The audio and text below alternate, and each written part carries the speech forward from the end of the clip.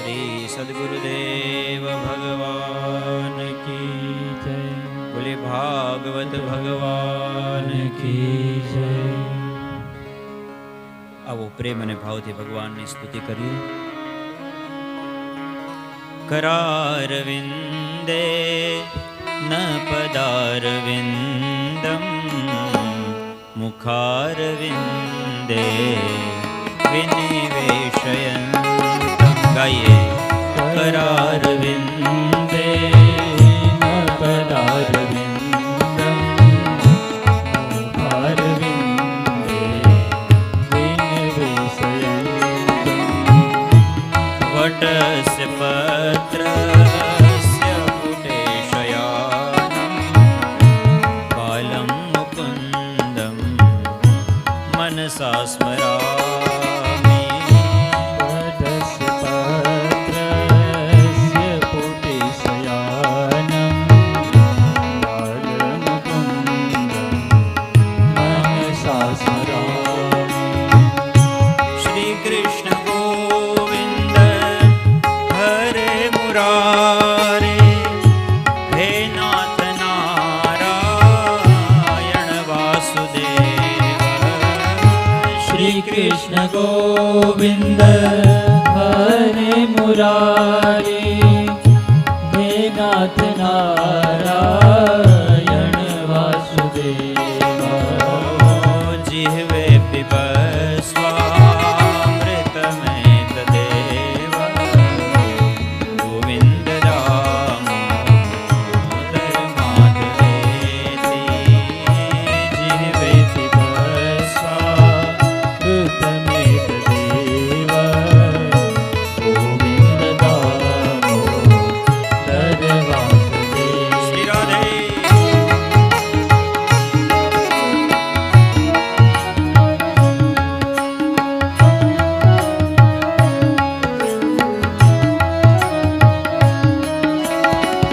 विक्रेतु कामा किल गोपकन्या, मुरारि पादार्पित चित्तवृत्ति.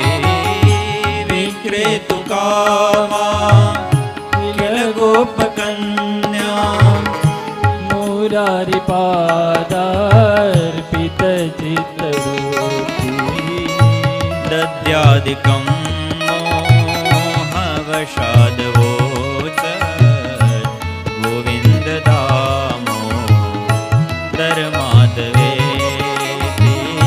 दद्यादिकं मोहवशादवोच, गोविन्द दामोदर माधवेति.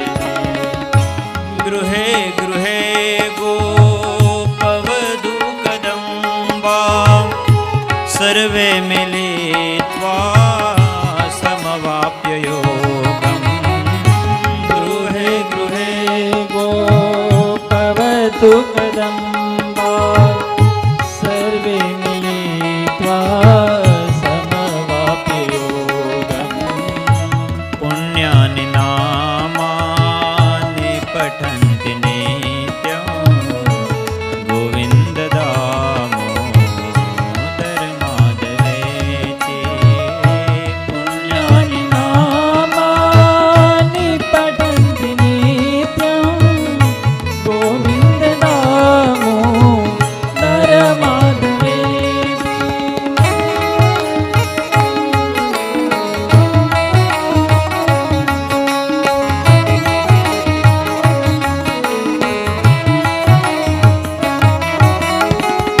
सुखं शयाना निलये निजेपि, नामानि विष्णो प्रवदन्ति मर्त्या.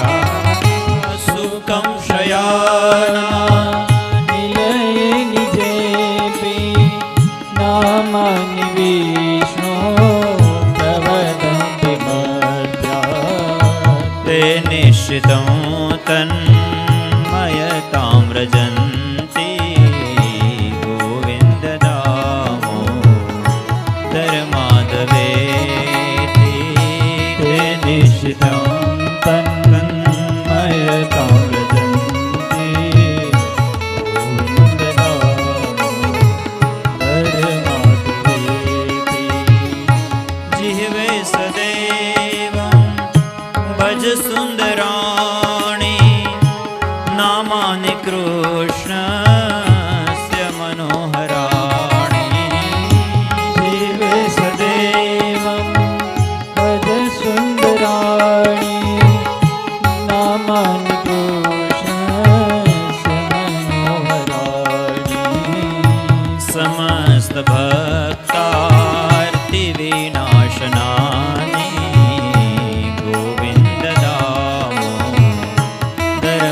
માધવેતી સમસ્ત ભક્તાર્થી વિનાશનાની ગોવિંદ દામોદર માધવેતી ગોવિંદ દામોદર માધવેતી ગોવિંદ દામોદર માધવેતી ગોવિંદ દામોદર માધવેતી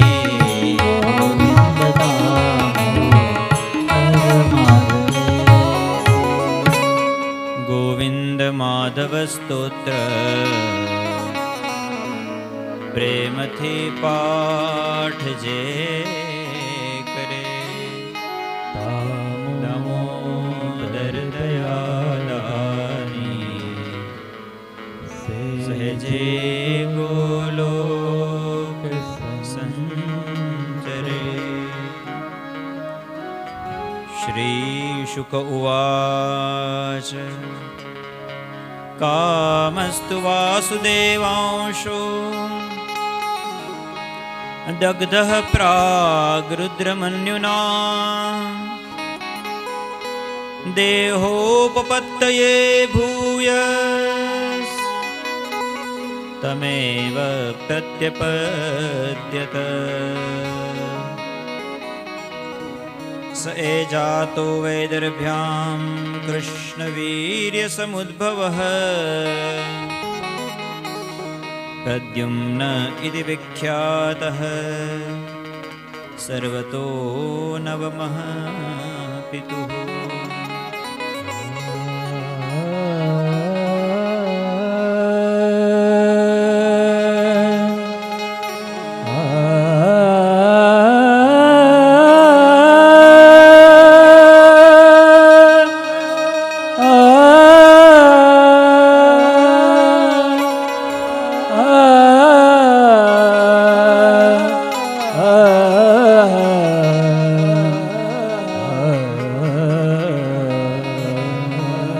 બોલે શ્રી સુખદેવજી મહારાજ કી જય. પરમ કૃપાળુ પરમાત્માની કૃપાથી શ્રીમદ ભાગવત કથાનું આપણે સૌ શ્રવણ કરી રહ્યા છે. કથા શ્રવણને માટે નિમિત્ત પરિવાર બન્યા છે. કંટારિયા પરિવાર, કાથરોટિયા પરિવાર, વાછાણી પરિવાર. આ સૌના મનોરથને કારણે આપણને સૌને શ્રીમદ ભાગવત કથા શ્રવણનો આ શુભ અવસર મળ્યો છે. ત્યારે આપ સૌનું આજે કથાના સપ્તમ દિવસે સ્વાગત છે. સૌને જય શ્રી કૃષ્ણ, જય સિયા રામ, જય માતાજી. જે લોકો પોતાના ઘરે બેસી અને યુટ્યુબના માધ્યમથી લાઈવ ટેલિકાસ્ટ નિહાળી રહ્યા છે, આપ સૌને પણ જય શ્રી કૃષ્ણ. સૌનું સ્વાગત છે. સુખમ શયાના નિલયે નિજેપી નામાનિક વિષ્ણુ પ્રવદંતિ મર્ત્યાઃ. જે લોકો સુખપૂર્વક પોતાના ઘરે બેસીને પણ ભગવાનનું મનમાં સ્મરણ કરતા રહે છે, પથારીમાં સૂતા હોય તો પણ હરે કૃષ્ણ હરે કૃષ્ણ, રાધે રાધે રાધે, જે આપનું મંત્ર હોય, જેમાં આપની શ્રદ્ધા હોય, બેઠા હોય તો બેઠા બેઠા આમ કરવાથી પણ તે નિશ્ચિતમ તન્મયતામ વ્રજંતી. એને પણ ભગવાન એક સમય આવે છે ત્યારે તન્મયતા આપે છે. પ્રેમની આ અલગ અલગ અવસ્થાઓ છે. પહેલી અવસ્થા છે તદ વિચારાવસ્થા. કોઈ પણ વસ્તુને સાથે, કોઈ વ્યક્તિ સાથે આપણને પ્રેમ થાય તો પહેલા આપણને એનો વિચાર આવે છે. સત્સંગથી આપણને ભગવાનનો વિચાર આવતો થાય છે, તદ વિચારાવસ્થા. પછી ધીમે ધીમે ઉર્ધ્વ ગતિ થાય આપણી, તે નિશ્ચિતમ તન્મયતામ વ્રજંતી. પછી આપણને સતત એ વિચાર આવ્યા રાખે, પછી સતત આપણને એના જ ભણકારા વાગ્યા કરે, એટલે તન્મય થઈ જઈએ આપણે. આવતીકાલથી આપણને ભણકારા વાગશે. કાલે જ મને ચંદ્રકાંતભાઈ કહેતા કે કાલથી પછી શું કરશું, એમ અત્યારથી એવો વિચાર આવે. એ ભગવાનની કૃપા કે આપણને એવો વિચાર આવે છે. ભગવાન આપણને સતત એ સ્મરણ કરાવે, ભગવાનનું સ્મરણ આપણને થતું રહે. અત્યારનો તો સમય છે ટેકનોલોજીનો, એટલે આપણે આ બધું જ યુટ્યુબમાં એકદમ સેવ કરીને રાખેલું છે. બધા જ એ ચેનલ ઉપર જોતા રહેજો, સબસ્ક્રાઈબ કરી લેજો. જ્યારે પણ મન થાય ત્યારે પહેલેથી પાછું સાંભળવાની શરૂઆત કરવાની. આવી રીતે એક ઉપક્રમ બનાવજો બધા. સદગ્રંથોનું વાંચન થાય, સારા સંતો છે એને સાંભળવા. પૂજ્ય ભાઈશ્રીની કથા સાંભળજો આપ સૌ. સાંદીપની ટીવી, sandeepani.tv સબસ્ક્રાઇબ કરજો. એમાં સતત પૂજ્ય ભાઈશ્રીની કથા આવતી હોય છે. સારા સંતોને, મહાપુરુષોને સાંભળવાથી આપણું મન પવિત્ર અને શુદ્ધ રહે છે, અને ધીમે ધીમે એ અવસ્થામાં આ જીવ પ્રવેશ કરે છે. એનું નામ છે તન્મયતા. અને પછી ગોપીઓ જે અવસ્થામાં પહોંચી, એ અવસ્થા બહુ ઉચ્ચ અવસ્થા છે, તદેકતા.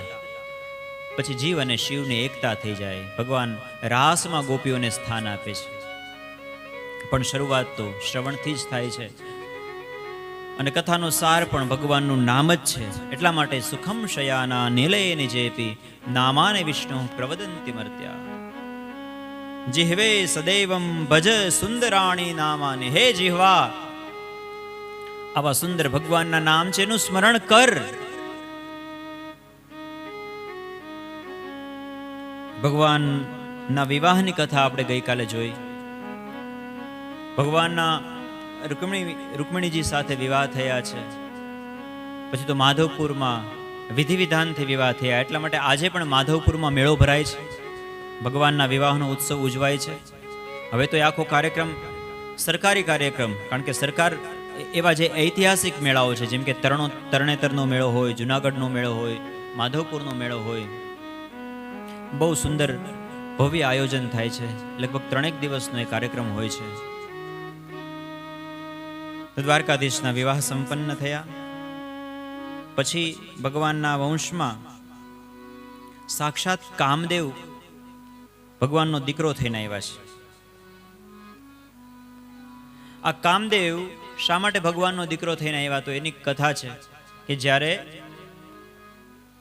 સતયુગમાં ભગવાન શિવ સમાધિસ્થ હતા, દેવતાઓ અને દાનવોનું યુદ્ધ થયું, અને એ તારકાસુર હતો, એ માત્ર ને માત્ર ભગવાન શિવના પુત્રથી જ ઉત્પન્ન થાય. પણ ભગવાન શિવ સમાધિસ્થ, જ્યારથી સતીએ દેહ ત્યાગ કર્યો ત્યારથી ભગવાન સમાધિમાં લીન થઈ ગયા.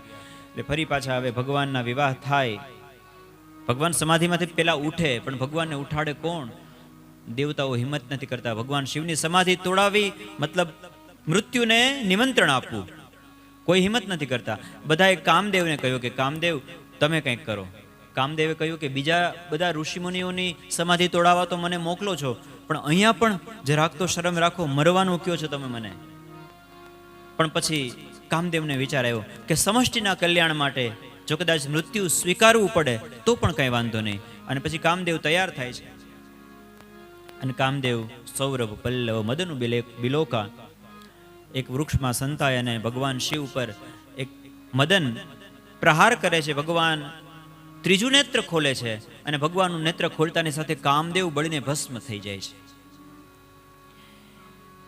કામદેવ બળીને ભસ્મ થઈ ગયો. પછી કામદેવની પત્ની રતિ, એ રડતી રડતી ભગવાન શંકર પાસે આવી છે કે ભગવાન, મારા પતિએ સમષ્ટિના કલ્યાણ માટે, લોક કલ્યાણ માટે થઈને પોતાના દેહનું બલિદાન આપ્યું. એને ખબર હતી કે તમારા ક્રોધનું એને ભાગીદાર થવું પડશે, તમારા ક્રોધનું ભાજન થવું પડશે.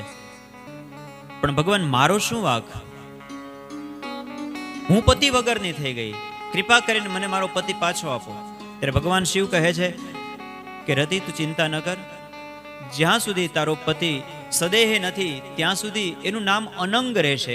એ સશરીર નથી, પણ બધા જ જીવ માત્ર, પ્રાણી માત્રની અંદર તારા પતિ કામદેવનો વાસ થશે. એના માટે કામદેવનું એક બીજું નામ છે અનંગ. રતિએ કહ્યું કે મને સદેહે મારો પતિ ક્યારે મળશે?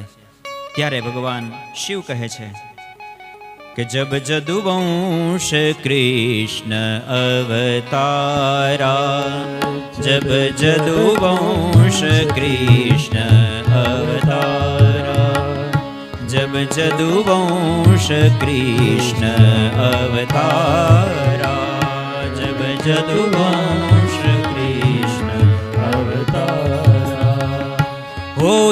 હરણ મહામહી ભારા, હોઈ હરણ.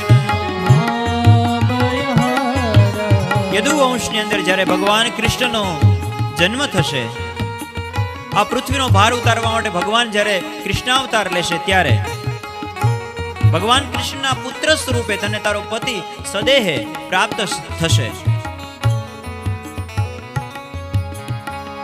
કૃષ્ણ તનય પતિ હો ઈ તોરા, કૃષ્ણ તનય પતિ હો ઈ તોરા, બચનુ અન્યથા હોય ન મોરા, બચનુ અન્યથા. જબ જદુવંશ કૃષ્ણ અવતારા, જબ જદુવંશ કૃષ્ણ અવતારા. સાચ કામસ્ય વે પત્ની રતિર્નામ યશસ્વિની, પત્યુ નિર્દગ્ધ દેહસ્ય દેહોત્પત્તિમ પ્રતિક્ષતિ. આજે ભગવાનને ત્યાં પ્રદ્યુમ્નજીનો અવતાર થયો છે અને રતિને પોતાના પતિની પ્રાપ્તિ થઈ છે, એ કથા કહી છે. ત્યારબાદ સ્યમંતક મણિનું આખ્યાન છે, એમાં ભગવાનના બીજા 2 વિવાહની કથા છે. સત્રાજીત સૂર્યનો બહુ મોટો ભક્ત યાદવ છે. સૂર્ય ભગવાને પ્રસન્ન થઈ અને એક મણિ આપ્યો તો. બહુ ઘણા વર્ષો સુધી ભગવાન સૂર્યનારાયણનું એણે તપ કર્યું હતું. ભગવાને કહ્યું કે આ મણિ હું તને પ્રસન્ન થઈને આપું છું, આ દરરોજ 12 ભાર સોનું આપશે. દરરોજ સવાર સૂર્યોદય થાય ને આટલું સોનું આવે, દરરોજ આટલું સોનું આવે, દરરોજ આટલું સોનું આવે. તો ધીમે ધીમે સત્રાજીતની સંપત્તિ વધવા માંડી. આમ સરકારની પેરેલલ દ્વારકાધીશની પેરેલલ એની સંપત્તિ થઈ ગઈ. પણ હવે આટલી બધી સંપત્તિ સામાન્ય માણસ શું કરે? સરકાર પાસે હોય તો સરકાર લોક કલ્યાણના ઘણા બધા કામ કરે. એક વખત ભગવાને કહ્યું કે આ મણિ જો તારે જોઈએ એટલી સંપત્તિ તારી પાસે રાખ, આટલું બધું સોનું આપે છે, રાજકોષમાં જમા કરાવી દે તો વર્ષો સુધી લોકોનું કલ્યાણ થતું રહેશે. એમાંથી તારે જોઈએ એટલું તું લઈ લેજે એમાંથી. પણ એ માયનો નહીં, પોતાની રીતે સારા કામ કર્યા એણે, ઘણા કુવાઓ બંધાવ્યા, તળાવ બંધાવ્યા, આવું બધું કરાવ્યું, પણ આપ્યો નહીં મણિ, રાજકોષમાં જમા નથી કરાવ્યો. પછી એક વખત એનો ભાઈ પ્રસેન એ મણિને પહેરી અને જંગલમાં સિંહનો શિકાર કરવા જાય છે. અને થયું એવું કે શિકાર ખુદ યહાં શિકાર હો ગયા. શિકાર કરવા ગયા હતા, એનો જ શિકાર થઈ ગયો. પ્રસેનને સિંહે મારી નાખ્યો.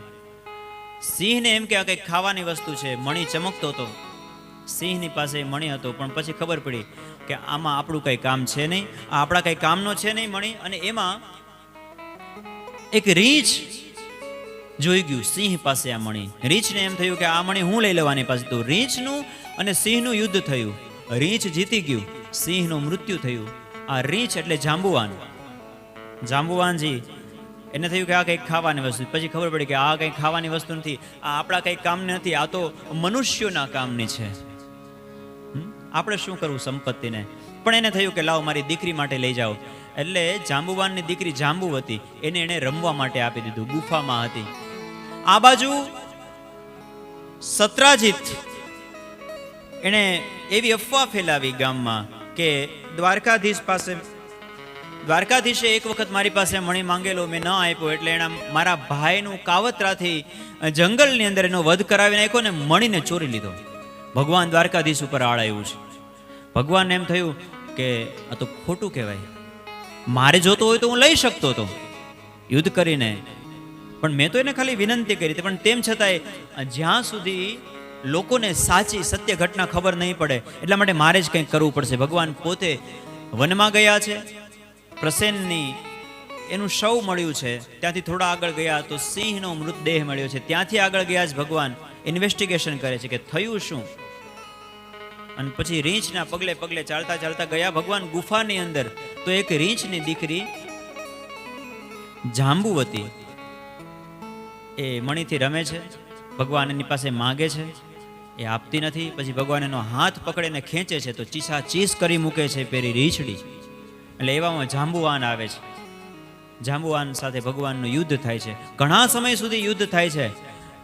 પણ ન કૃષ્ણ ભગવાન હારે કે ન જાંબુવાન હારે. આ જાંબુવાન જેવા તેવા નહોતા, રામાવતારના જાંબુવાન હતા. હજી સુધી એ ત્રેતાયુગના, અને અત્યારે દ્વાપ આખો યુગ પરિવર્તિત થઈ ગયો, હજી જીવે છે. જાંબુવાનને થયું કે આજ સુધીમાં આ પૃથ્વી ઉપર એવો કોઈ થયો નથી કે જે મારા હાથે હારે નહીં. ભગવાન રામના મારી ઉપર આશીર્વાદ છે, આ કેમ હારતો નથી, હું કેમ આને હરાવી નથી શકતો, આ કોણ હશે? અને પછી બે હાથ જોડીને વિનંતી કરીશ કે આપ કોણ છો? ક્યાંક મારા ઈષ્ટદેવ તો નથી ને? ત્યારે ભગવાન કહે છે કે હા, પણ અત્યારે યુગ પરિવર્તિત થઈ ગયો છે, એટલે હવે આ મારો કૃષ્ણ અવતાર છે. જાંબુવાન કહે છે તો પછી મને મારા સ્વરૂપના દર્શન કરાવો. ત્યારે ભગવાન હાથમાં ધનુષ્ય બાણવાળા, નીલાંબુજશ્યામલ કોમલાંગમ સીતા સમારોપિત વામ ભાગમ પાણો મહાસાયક ચારુ ચાપમ રમા નમામિ રામમ રઘુવંશનાથમ. ભગવાન રાઘવ જાંબુવાનજીને દર્શન આપે છે. પછી તો જાંબુવાન કહે છે કે હવે તો હું પણ નિવૃત્તિ લઈ લઉં, પણ મારી દીકરી છે એનો હાથ તમે પકડો. એનો હાથ પકડવાનો મતલબ તમે કદાચ નહીં સમજતા હોય તો હું તમને કહી દઉં, એનું પાણી ગ્રહણ તમે કરી જ લીધું છે ઓલરેડી, અને તમારા જેવું બીજું પાત્ર ક્યાં મળે અને લેતા જાઓ. ભગવાન વિચારે, ઓહો, રીછડી હારે લગ્ન કરવાના? દ્વારકાધીશ પણ દ્વારકાધીશ છે ને, ભગવાનનો સ્પર્શ થતા જ એ સુંદરી અપ્સરા જેવું સ્વરૂપ જાંબુવતીજીએ ધારણ કર્યું છે. ભગવાન દ્વારકામાં આવ્યા છે, અને પછી સત્રાજીતને આખી વાત કરી કે આવું થયું, અને આલે આ તારો મણી મારે નથી જોતો. પછી તો સત્રાજીતને થયું કે મેં ભગવાનને ખોટા બદનામ કર્યા, હવે શું કરવું? ભગવાનના ક્રોધનો ભાગ હું બનીશ, ભગવાન સાથે કોઈ પણ રીતે સંબંધ બાંધું, ભગવાનનો ગુરુ તો થઈ નહીં શકું, કારણ કે ભગવાનના ગુરુ સાંદીપની ઋષિ છે, ભગવાનના પિતા છે, ભગવાનના લગ્ન, ભગવાનના સસરા બની જાવ. જો ભગવાનના સસરા બની જાઓ તો ભગવાન સાથે નાતો બંધાઈ જાય, અને ફરી પાછા ભગવાન મને માન સન્માન આપવા માંડે. સસરા તો પિતા સમાન હોય. એટલે એક વખત વિનંતી કરે છે કે તમે મારી દીકરી એનું પાણી ગ્રહણ કરો. આમ સત્યભામા ભગવાન એના ભાવનો સ્વીકાર કરે છે, કારણ કે સત્યભામાનો પણ એ ભાવ હતો, એટલે ભગવાન સત્યભામા સાથે વિવાહ કરે છે. આમ સેમંતક મણી આખ્યાનમાં ભગવાનના અન્ય બે વિવાહની કથા છે. પછી તો એક વખત ભગવાન અર્જુનજીની સાથે વિચરણ કરતા હોય છે વનમાં, એમાં વિશ્રામ કરવા માટે ઊભા રહે છે. નદીના કિનારે એક શ્વેત વસ્ત્ર ધારણી સ્ત્રી તપ કરતી હોય છે. અર્જુન જુએ છે, એ સ્ત્રી યુવતી સ્ત્રી છે. પૂછે છે કે આપ કોણ છો? કહે હું સૂર્ય તનયા કાલિંદી છું. શ્રી જમનાજી હતા. બોલે આપ શું, શેના માટે તપ કરો છો? ત્યારે અર્જુનજીને કહે છે કે હું ભગવાન કૃષ્ણની પ્રાપ્તિ થાય મારા પતિ સ્વરૂપે, એટલા માટે તપ કરું છું.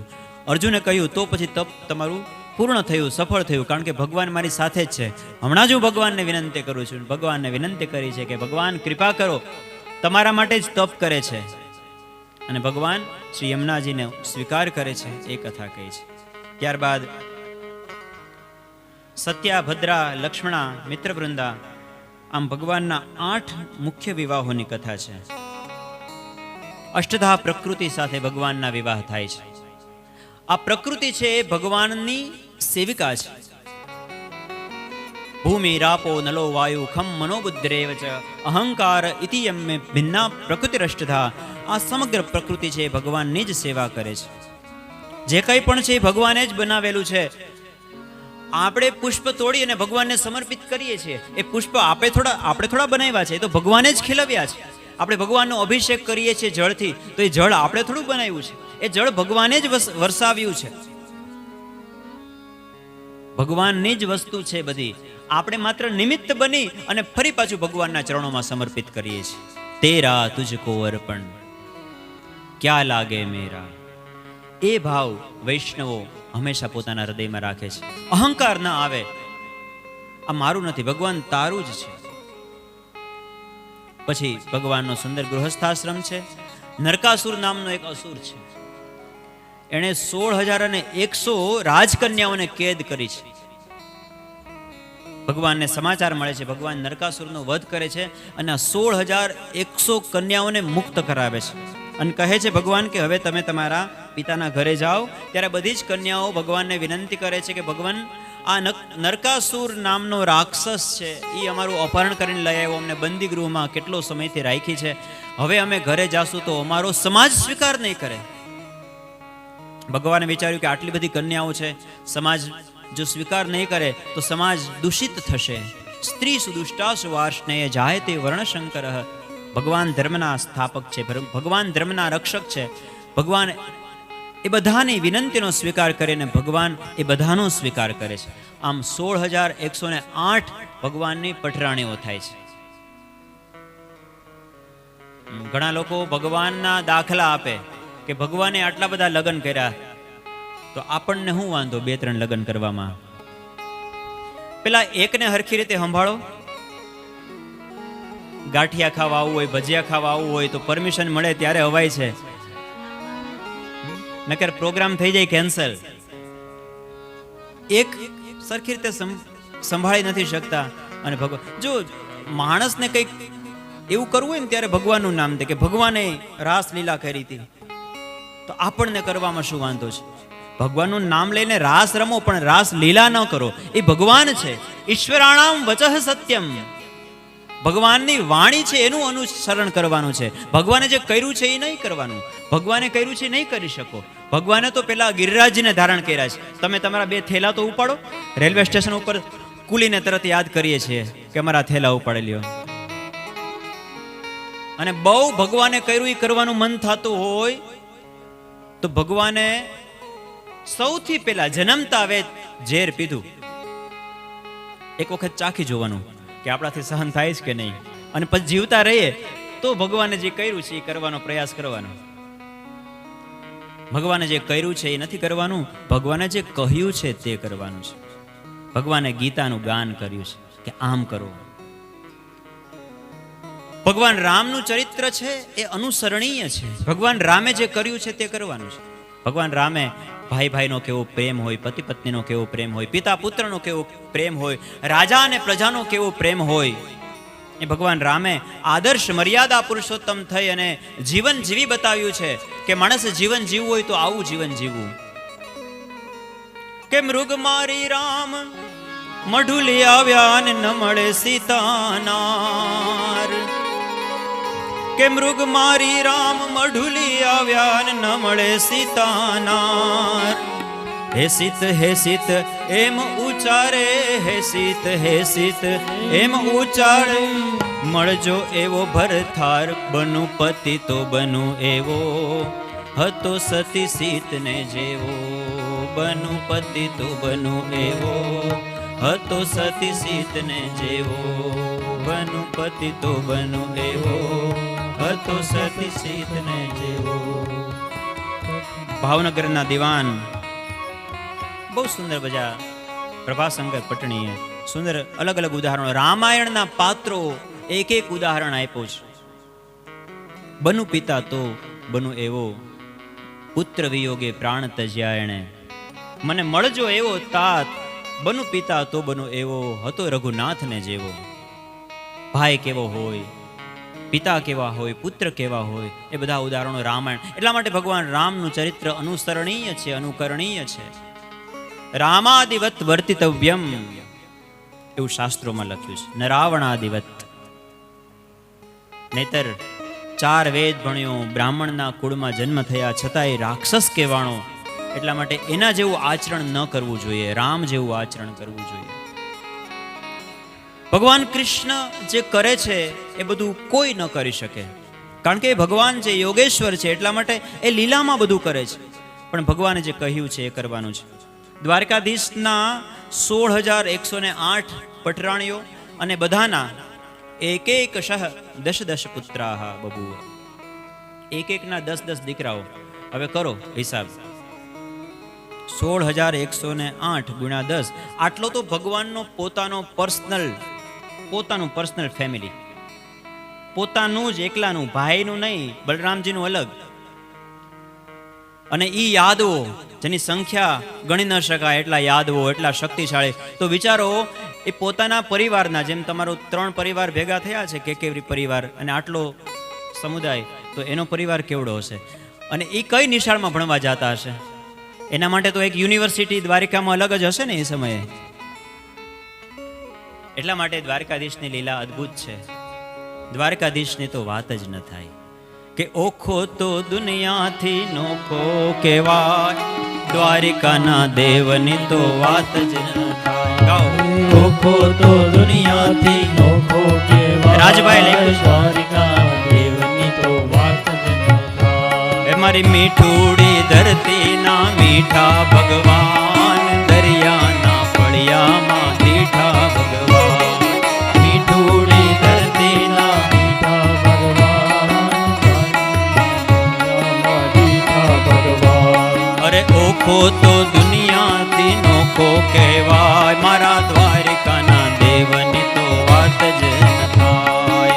ઓખો તો દુનિયાથી નોખો ગાઓ, ગાઓ. કહેવાય, દ્વારિકા દેવની તો વાત જ ન થાય. અરે ચરણો પખાળે જ્યાં સાગર ગંભીર, નિર્મળ જ્યાં ખળખળતા ગોમતી ના તીર, ને જો ઠાકરનો જ્યાં બેલરા, દ્વારિકાના દેવની તો વાત જ ન થાય. ને જો ઠાકરનો જાવે લહેરાય, દ્વારિકા દેવની તો વાત જ ન થાય. મીઠુડી ધરતીના મીઠા ભગવાન, દરિયાના ફળિયામાં દીઠા ભગવાન.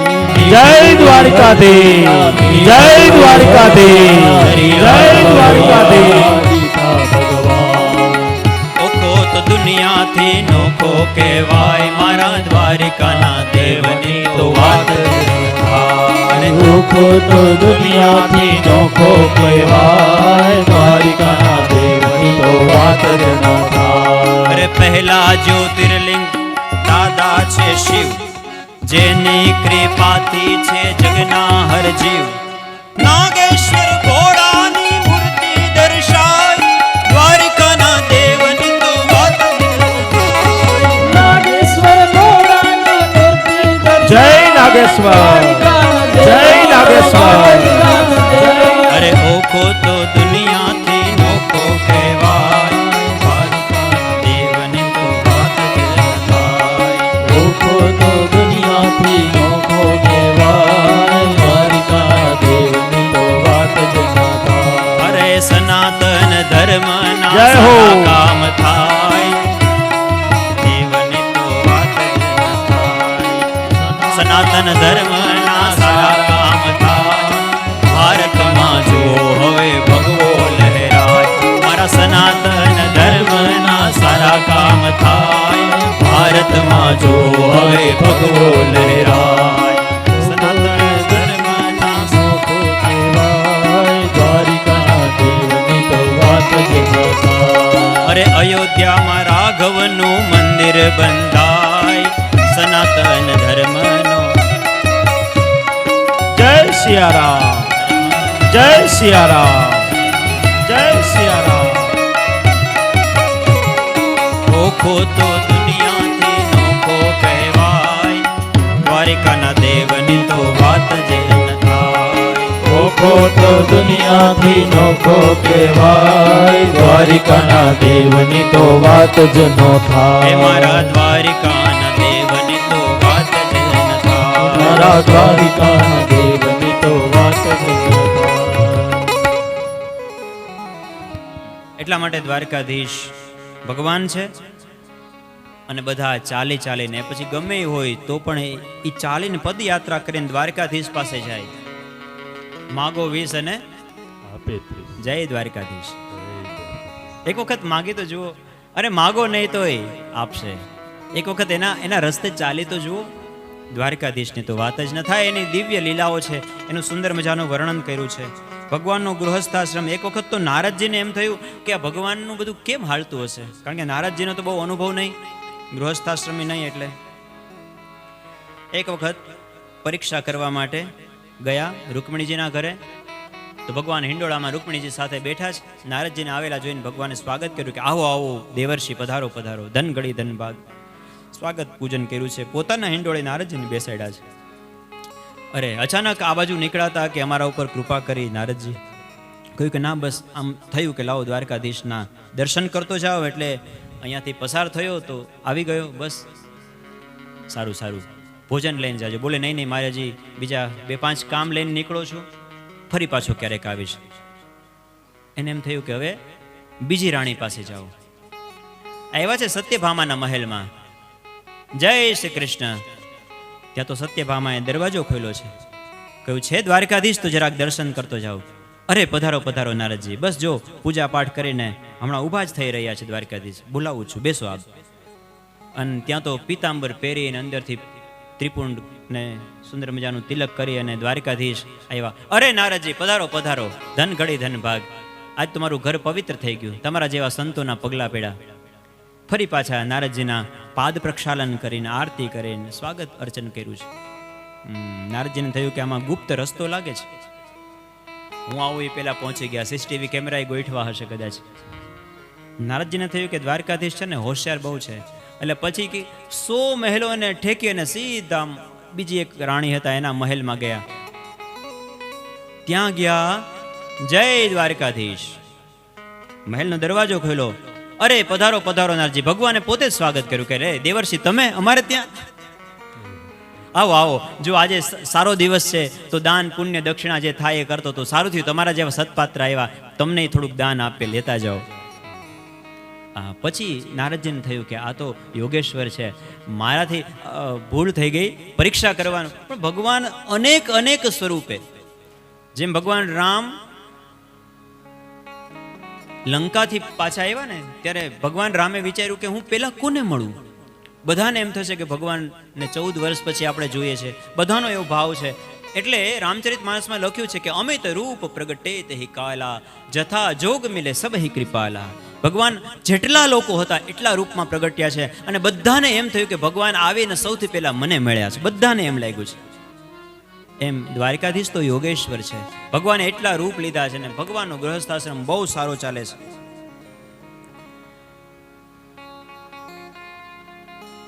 દશમ સ્કંધની આ દિવ્ય કથા, ભગવાનના ગૃહસ્થાશ્રમનું વર્ણન. પછી તો એક વખત ભગવાને પોતાના દીકરાઓને ધર્મ જ્ઞાન એ બધું ઉપદેશ આપ્યો છે. ભૂલથી પણ બ્રાહ્મણનો અપરાધ ન થાય એ કથા કહી છે. એક નૃગ નામના રાજા હતા, ઇક્ષ્વાકુ વંશમાં થયા, અને એનાથી ભૂલથી એક બ્રાહ્મણનો અપરાધ થયો તો એને કાચિંડો બનવું પડ્યું. એ કાચિંડાનો ઉદ્ધાર કર્યો છે ભગવાને. અને પછી ભગવાન કહે છે કે ભૂલથી અનિતિનું ધન ન આવે, બ્રાહ્મણોનું ધન આપણી પાસે ન આવી જાય, એ ધ્યાન રાખવી. કારણ કે ભગવાનને ખબર છે કે આ લોકો આને ગમે એટલા સમજાવીશ ને હું, તોય બ્રાહ્મણોનો અપરાધ કરવાના છે. યદુકુળનો ક્ષય એમાં બ્રાહ્મણોનો અપરાધ નિમિત્ત બન્યો છે. તેમ છતાંય ભગવાન એને સાવધાન કરે છે.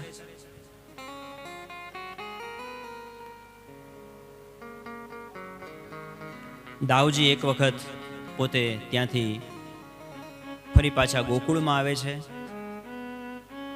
ભગવાન કૃષ્ણ ખૂબ દાન પુણ્ય કરે છે, એનું વર્ણન કર્યું છે.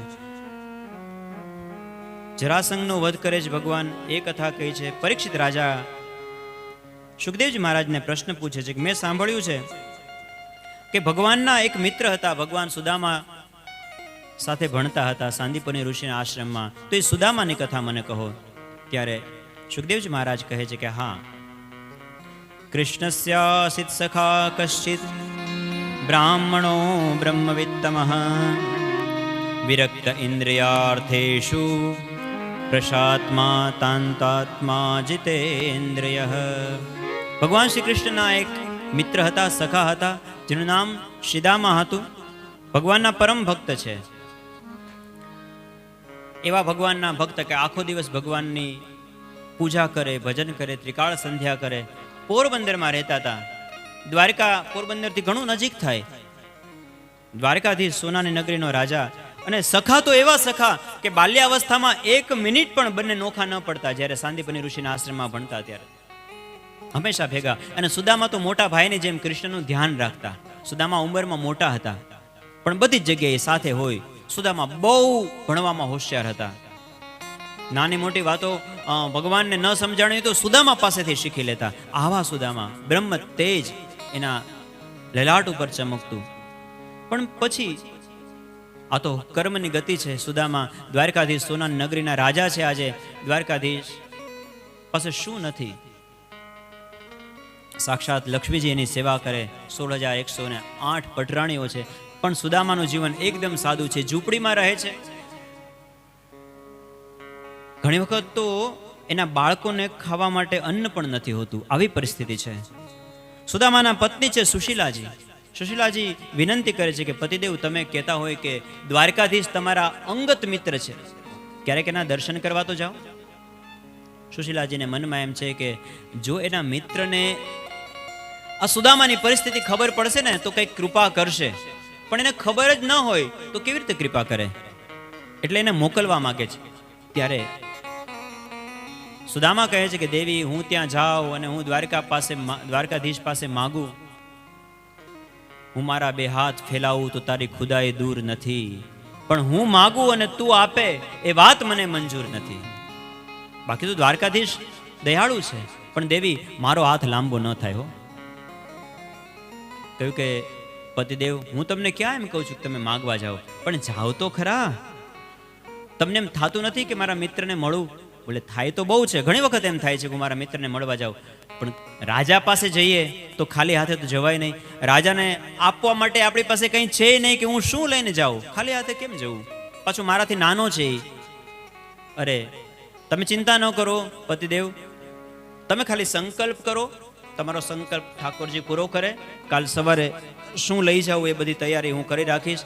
અને સુદામા એ મન બનાવ્યું છે જવાનું.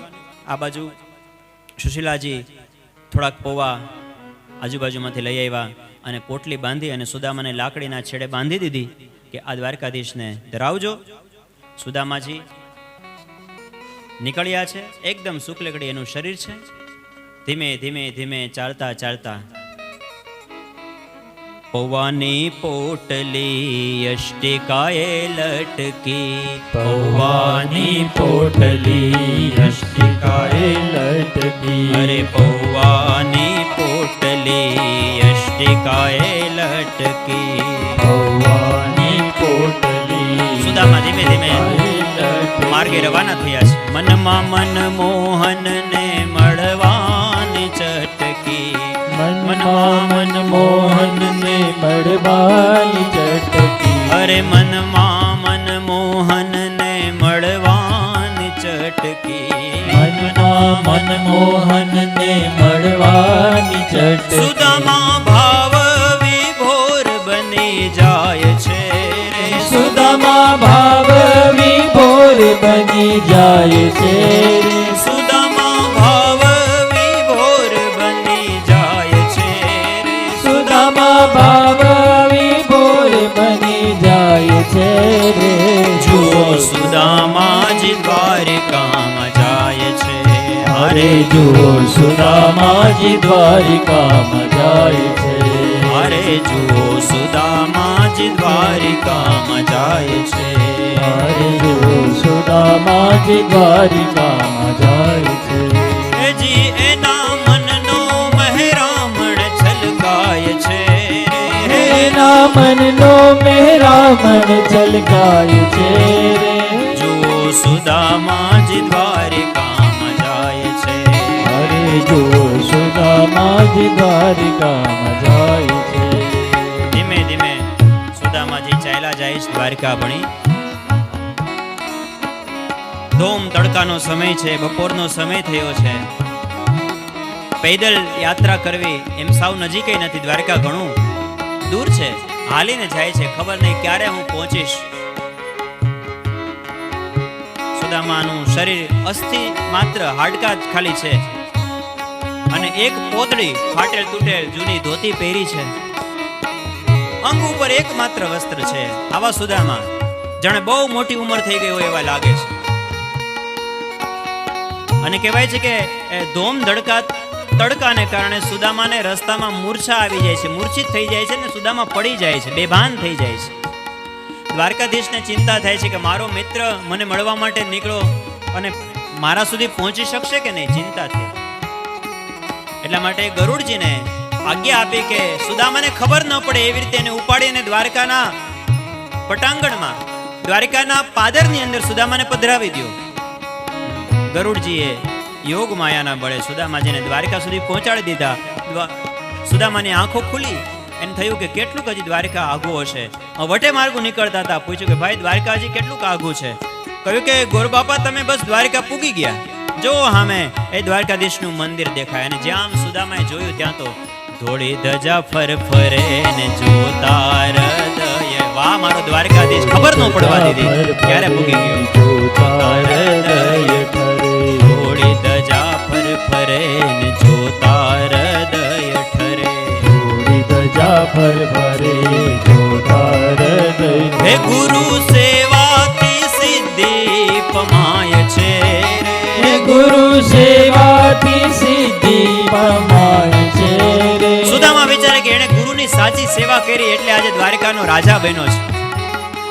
ગુરુ સેવાથી સિદ્ધિ પમાય છે રે. હે ગુરુ સેવાથી સિદ્ધિ પમાય છે રે.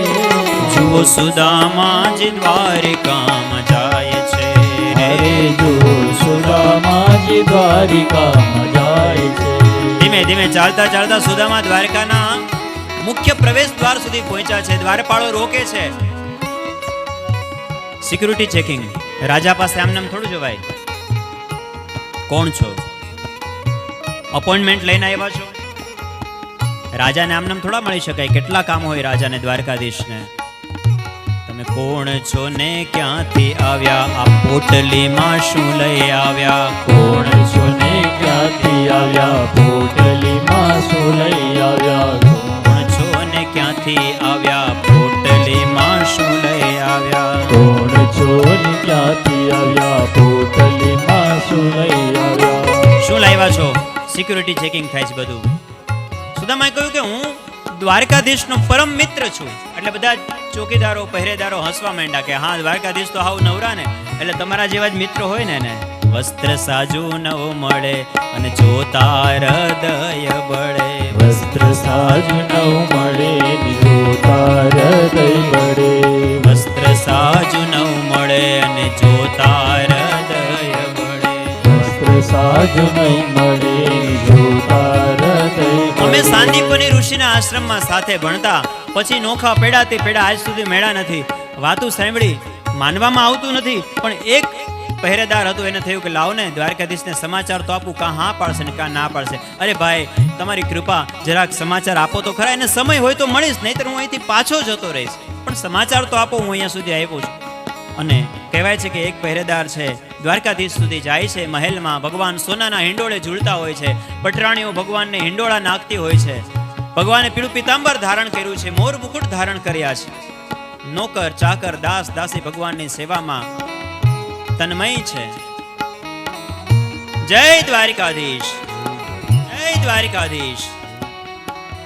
દ્વારકાધીશે કહ્યું કે કહો શું સમાચાર લાવ્યો છો? કહ્યું કે એક બ્રાહ્મણ આવ્યો છે, એક કપડું શરીર ઉપર છે, ખાલી હાડકા છે શરીરમાં, અને પોતાની ઓળખાણ એવી આપે છે કે હું દ્વારકાધીશને મળવા આવ્યો છું, હું એનો મિત્ર છું. અમે ગુરુના આશ્રમમાં સાંદીપનીમાં સાથે ભણતા હતા. દ્વારકાધીશની આંખો ચમકી. કહ્યું કે એને નામ શું કહ્યું? કહ્યું કે એનું નામ સુદામા. અને જ્યાં સુદામા સાંભળ્યું ત્યાં તો દ્વારકાધીશ ઊભા થઈ ગયા. નામ રે સુણીને વાલો દોડિયા ગીરધારી રે. નામ રે સુણીને વાલો દ્વારકાધીશે દોટ મૂકી છે. ભગવાનનું ઉપવસ્ત્ર ક્યાંક પડી ગયો. ભગવાને પાદુકા પહેરવાનું ભૂલી ગયા છે. ભગવાનના અંગ વસ્ત્રનો કઈ ઠેકાણું નથી. દ્વારકાધીશને આવા વિહવળ કોઈ ક્યારેય જોયા નથી. બધાને આશ્ચર્ય થયું કે દ્વારકાધીશ આવું કોણ આવ્યું હશે કે દ્વારકાધીશ બધું ભાન ભૂલીને દોડ્યા છે. દોડિયા ગીરધારી રે. નામ રે સુણીને વાલો દોડિયા ગીરધારી રે. સુદામા, સુદામા, મારો બાપ આવ્યો, મારો મિત્ર આવ્યો, મારો સખા આવ્યો, આટલા દિવસે આવ્યો. ભગવાન દોડ્યા છે અને સુદામાને બત ભરી અને ભગવાન રડી પડ્યા છે. હે સુદામા, આવી દશા તારી, આટલા વર્ષે તું દેખાણો, ક્યાં હતો અહીંયા સુધી? પછી તો સુદામાને ભગવાન લઈ ગયા છે. પોતાના હિંડોળા ઉપર, સોનાના હિંડોળા ઉપર બેસાડ્યા છે. પટરાણીઓને કહ્યું છે કે જલ્દીથી તમે ગરમ પાણી લઈ આવો, આ સુદામાના પગ ધોએ, આવો પવિત્ર બ્રાહ્મણ આપણા ઘરે આવ્યો, આપણું દ્વારિકા નગરી પવિત્ર થઈ ગઈ છે. અને પટરાણીઓ જળ તો લઈ આવી છે, પણ કહેવાય છે કે દેખી સુદામા કી દીન દશા. દ્વારકાધીશને થયું કે આહા, મારા મિત્રની આવી દશા. દેખી સુદામા કી દીન દશા, કરુણા કર કે કરુણા નિધિ રોએ. પાની પરાત કો હાથ છુયો નહીં, નયન કે જલ સો પગ ધોએ. પાની પરાત કો હાથ છુયો નહીં, નયન કે જલ સો પગ ધોએ. દ્વારકાધીશે પોતાની આંખના આંસુઓથી સુદામાના ચરણનું પ્રક્ષાલન કર્યું છે. પોતાના મોઢેથી સુદામાના પગમાં લાગેલા કાંટાઓ છે એ કાઢ્યા છે દ્વારકાધીશે. બધી જ રાણીઓ જોતી રહી ગઈ છે. પછી તો સુંદર મજાના રેશમી કપડાથી સુદામાના ચરણને લૂછ્યા છે અને સ્નાન કરાવ્યું છે. સુંદર મજાના વસ્ત્રો પહેરાવ્યા છે અને બહુ જૂની બધી વાતો કરી છે. ભગવાન દ્વારકાધીશ એકાંતમાં એક વખત બેઠા છે ત્યારે સુદામાએ કહ્યું કે કાના, આટલા વર્ષ થયા, તને યાદ છે આપણે કેવા ગુરુના આશ્રમમાં રહેતા, ગાયું ચરાવવા જાતા? યાદ છે એક વખત મેઘલી રાત ગુરુ માતાએ આપણને ચણા આપ્યા હતા કે રાત્રે વહેલા મોડું થાય તો આ ચણા ખાઈ લેજો. અને એવો વરસાદ આવ્યો કે એક ઝાડવા ઉપર તું અને એક ઝાડવા ઉપર દ્વારકાધીશ યાદ કરાવે છે. સુદામા કે હા, કેમ ભૂલું હું તને સાંભળે રે. સુદામા કહે કે મને કેમ વિસરે રે. પ્રેમાનંદે સુદામા ચરિત્ર, સુદામાનું આખ્યાન બહુ સુંદર લખ્યું છે. મને કેમ વિસરે રે. અને પછી દ્વારકાધીશ યાદ કરાય, ઓલા ચણા યાદ છે, અડધા આપણે બેન કરવાના હતા તું આખા ખાઈ ગયો બધાય. સુદામા કહે કદાચ એટલા માટે જ હું આ દરિદ્રતા ભોગવું છું, તારા ભાગનું હું ખાઈ ગયો તો. પણ સંતો કહે છે કે સુદામા જ્યોતિષના બહુ મોટા વિદ્વાન હતા. રાત્રિના સમયે કંઈ ખવાય નહીં, અને રાત્રિના સમયે જો આવી રીતે કોઈ ખાય ને તો એને દરિદ્રતા આવે. અને ત્યારે એવો નક્ષત્ર હતું કે જો આ ચણાજી ખાય ને એ મહાન દરિદ્ર બને. અને સુદામાને ખબર પડી ગઈ કે આમાંથી હું અડધા વધારીશ ને તો અડધા ખાશે અને ઈ યોગ એના જીવનમાં આવશે. અને એને તો દ્વારકાધીશ બનવાનું છે. એના જીવનમાં દરિદ્રતા આવે ન પોસાય, એના ભાગ્યની દરિદ્રતા ભલે મારા જીવનમાં આવે, એટલા માટે સુદામા બધા ચણા ખાઈ ગયા છે. પણ પછી તો સુદામાએ પૂછ્યું છે કે લાલા તે લગ્ન કર્યા કે નહીં? દ્વારકાધીશ કે ઓહો, ઇન્ટ્રોડક્શન કરવાનું રહી ગયું, 1 મિનિટ ઉભા રહ્યો, સોરી ભૂલ થઈ ગઈ. અષ્ટપટરાણીઓને વિનંતી કરી છે કે આવો. સૌથી પહેલા રૂકમણીજી આવ્યા છે, પરિચય કરાયો કે વિદર્ભ રાજકુમારી રૂકમણી, એમની સાથે મારા વિવાહ થયા, રાક્ષસ વિધિથી વિવાહ થયા. એનો પત્ર મને મળ્યો અને હું એનું અપહરણ કરીને લઈ આવ્યો. પ્રણામ કર્યા છે. સુદામાએ 2 હાથ ઊંચા કરીને આશીર્વાદ આપ્યા છે કે દેવી, વાહ, સાક્ષાત લક્ષ્મીનું સ્વરૂપ હોય એવા લાગો છો, અખંડ સૌભાગ્યવતી ભવ. બાજુમાં ગયા છે રૂકમણીજી તો સત્યભામા આવ્યા છે. કહ્યું કે આ સત્રાજીત તનયા સત્યભામા, એમના પિતાનો આગ્રહ હતો અને દેવીની પણ પ્રાર્થના હતી, એટલા માટે એનો પણ મેં સ્વીકાર કર્યો છે. કાંઈ વાંધો નહીં લાલા, રાજા રજવાડાઓમાં તો એક કરતાં વધારે લગ્ન થાય, એમાં કાંઈ ખોટું લગાડવા જેવું નથી, કાંઈ વાંધો નહીં હોય. અખંડ સૌભાગ્યવતી ભવ. જાંબુવતી આવ્યા છે કે આ જાંબુવાનના દીકરી છે, એમનો પણ આગ્રહ હતો એમના પિતાનો કે તમે એમનું પાણી ગ્રહણ કરો, તો એમનો પણ મેં સ્વીકાર કર્યો છે. બહુ સારું, બહુ સુંદર છે. બધી જ જાણે કે સ્વર્ગની અપ્સરાઓ એવા તમારા સાક્ષાત લક્ષ્મી સ્વરૂપા છે બધાય. પુત્રવતી ભવ. નિરાતે આશીર્વાદ આપે છે સુદામા. પછી તો કાલિંદી આવ્યા છે, એમને આશીર્વાદ, સત્યા, મિત્રવૃંદા, લક્ષ્મણા, ભદ્રા, બધાને આશીર્વાદ આપ્યા છે. અને પછી આમ સુદામાએ નજર કરીને ત્યાં તો 16,100 લાઈનમાં ઊભા હતા બધા. પછી તો સુદામાને થયું કે આને હું આશીર્વાદ ક્યારે આપીશ? કહ્યું કે કેટલા લગ્ન થયા છે તારા? તો કે 16,108. નિરાતે આશીર્વાદ આપતો રે મારો દોસ્તાર, મારો મિત્ર, બધાને હરખા આશીર્વાદ આપજે, કોઈને જરાય ઓછું ન લાગવું જોઈએ. કોઈ કે ઓહો, દ્વારકાધીશની લીલાને એનો કોઈ પાર ન પામી શકે. પછી તો ઘણો સમય રહ્યા છે. એક દિવસ સુદામાએ ભગવાન કૃષ્ણએ પૂછ્યું છે કે તારા લગ્ન થયા કે નહીં? સુદામા કહે કે હા, લગ્ન તો થયા છે. તો પછી એકલું હોવાય? સંગાથે સંન્યાસી દિશો નહીં અને સંગાથે સ્ત્રી નહીં.